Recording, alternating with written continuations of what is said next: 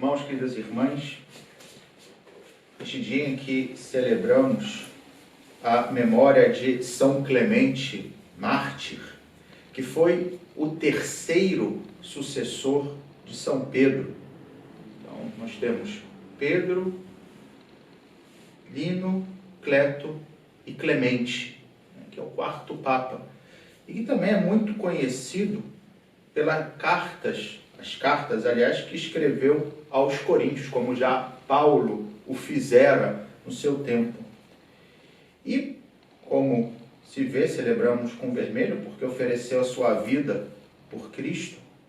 E, diante do exemplo dele, como ministro de Deus e como testemunha de Jesus Cristo, ou seja, como mártir, as palavras do livro do Apocalipse, da primeira leitura de hoje, tornam-se ainda mais eloquentes, ainda mais profundas para cada um de nós, porque nos falam da vitória daqueles que se mantiveram fiéis ao Cordeiro, daqueles que não se contaminaram com as tentações desse mundo.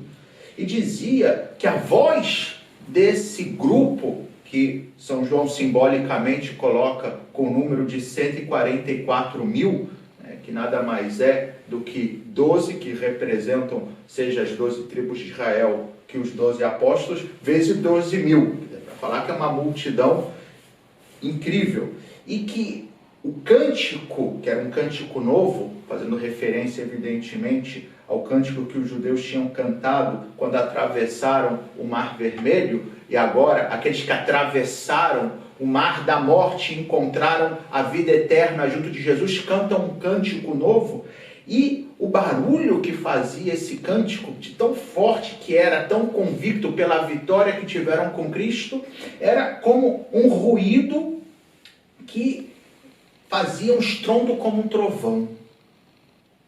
Isso nos fala dessa confiança que devemos ter no Senhor, de que vale a pena lutar contra as tentações, de que vale a pena perseverar, muito embora possa às vezes parecer que o que vale a pena é buscar o meu próprio interesse. O que vale a pena é saciar os meus desejos. Mas não, tudo isso não passa de aparência, tudo isso não passa de propaganda enganosa. Um pouco quando a gente vai numa lanchonete e vê a foto dos sanduíches, que são todos os sanduíches maravilhosos, grandes e tal. Quando você pega o sanduíche, você vê que não é nada daquilo. Pois assim é o pecado. Se apresenta como uma realidade extraordinária, maravilhosa, bela, mas no final, a realidade, para além de ser algo que nos deixa decepcionados, nos deixa, sobretudo, vazios. Por isso vale a pena perseverar. Porém, o trecho do livro do Apocalipse que nós hoje escutamos, dessa visão que São João teve, falando, nesse caso, da vitória desses que perseveraram junto com o Cordeiro, termina com uma frase que nós devemos refletir profundamente. Dizia o seguinte, no versículo 5, estamos no capítulo 14, dizia o seguinte: na sua boca nunca foi encontrada mentira, são íntegros.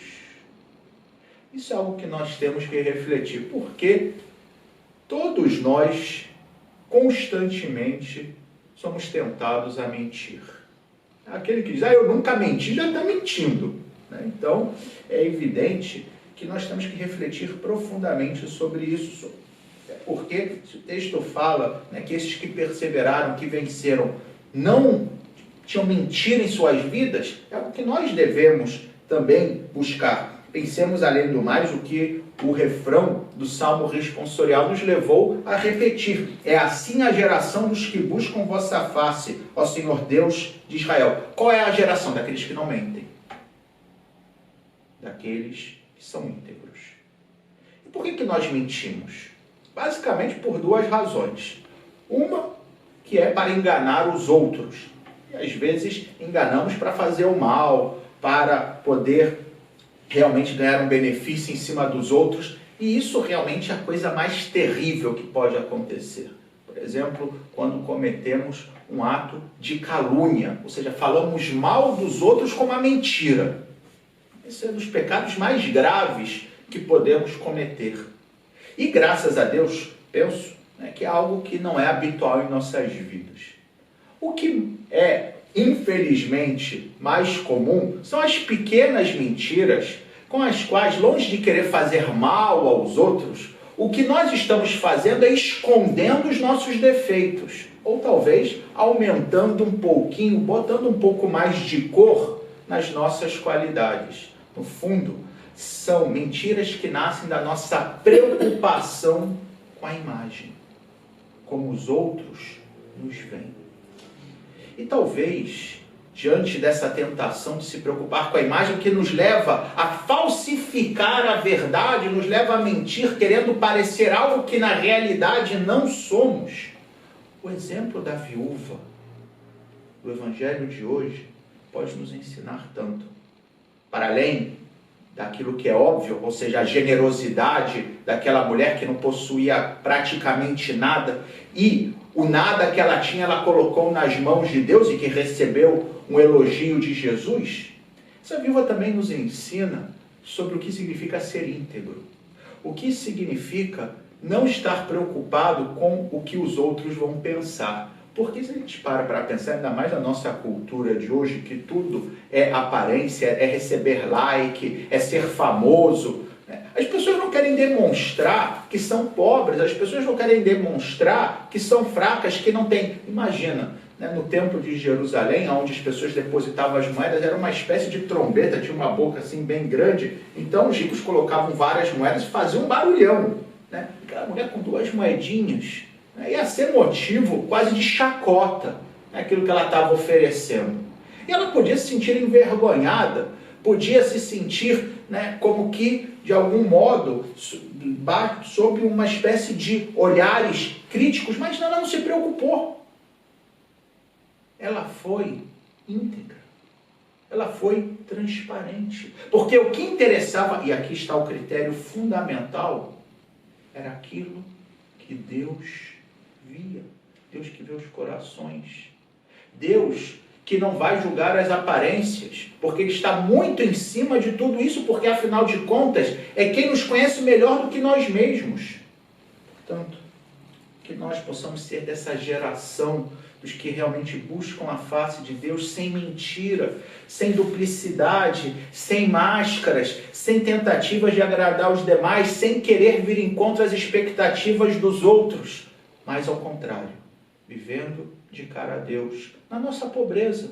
O que eu posso oferecer a Deus? O que eu posso oferecer aos demais? O que eu posso oferecer ao mundo? Às vezes, 2 moedinhas. Porém, se eu dou a minha pobreza com generosidade, ela vale mais do que aquilo que os outros dão da sobra que possuem suas vidas. Louvado seja nosso Senhor Jesus Cristo. Para sempre seja louvado.